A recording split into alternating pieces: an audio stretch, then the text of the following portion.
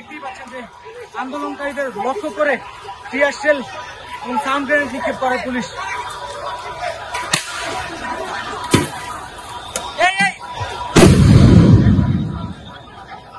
দেখছেন যে বারবার সাউন্ড গ্রেনেড নিক্ষেপ করছে। সাংবাদিক ভাই, সাংবাদিক সরিয়ে দিচ্ছেন।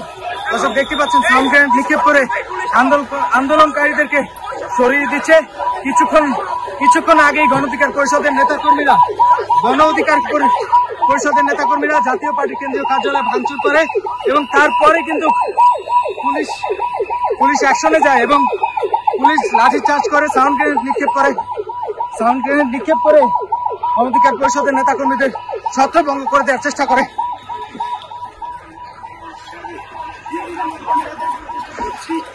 দর্শক দেখছেন যে পুলিশ অভিযান চালাচ্ছে গণ অধিকার পরিষদের নেতাকর্মীদের ঘিরে। গণ অধিকার পরিষদের যে সকল নেতাকর্মীদের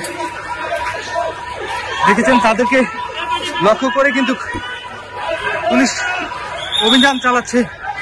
বিভিন্ন গলিতে গলিতে পুলিশ অভিযান চালাচ্ছে।